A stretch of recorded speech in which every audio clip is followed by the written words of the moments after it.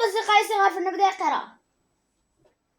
Français Mamaï est un vieux joueur de fifre. Il vient de temps en temps chez moi, le soir.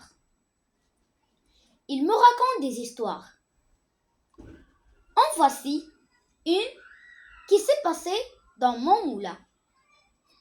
Notre pays n'a pas toujours été mort. Monsieur Daudet. Autrefois, il y avait beaucoup de moulins et de meuniers.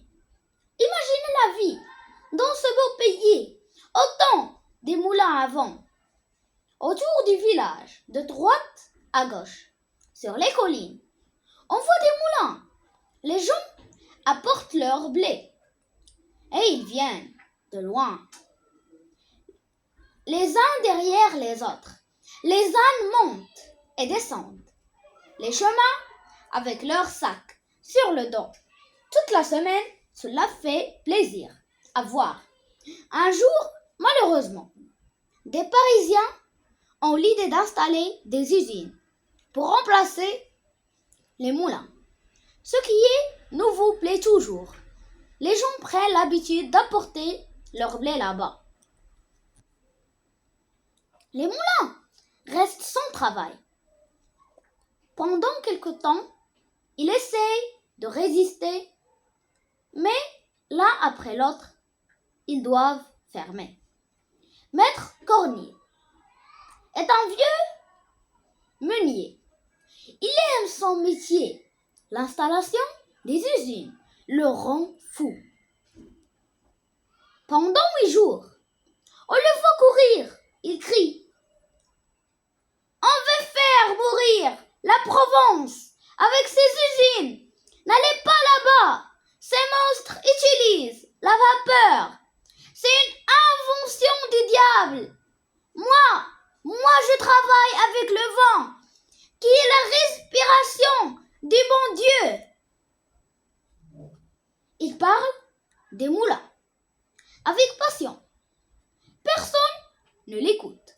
Alors, furieux, il s'enferme dans son moulin. Il vit seul. Il ne garde même pas sa nièce, orpheline, la petite Vivette. À 15 ans, elle travaille dans des fermes. Et pourtant, il a l'air de l'aimer. Il va la voir le dimanche. Il s'assoit en face d'elle et il pleure. Dans le pays, on pense qu'il est avare. On trouve très mal qu'un homme comme lui s'habille comme un misérable. Un misérable. Il y a quelque chose de bizarre. Il y a quelque chose de bizarre dans sa vie. Depuis longtemps, personne ne lui apporte plus de blé. Pourtant, les ailes de son moulin continuent à tourner comme avant. Et le soir, on rencontre le vieux meunier derrière son âne, chargé de gros sacs de farine. Bon après-midi, maître Corline, crie le paysan.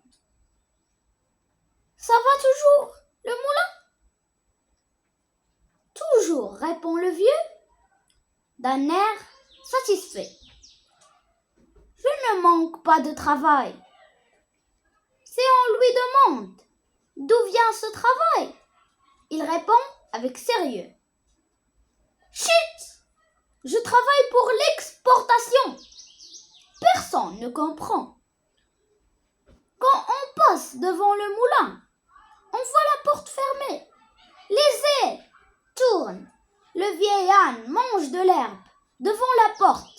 Sur la fenêtre, un chat maigre vous regarde d'un air méchant.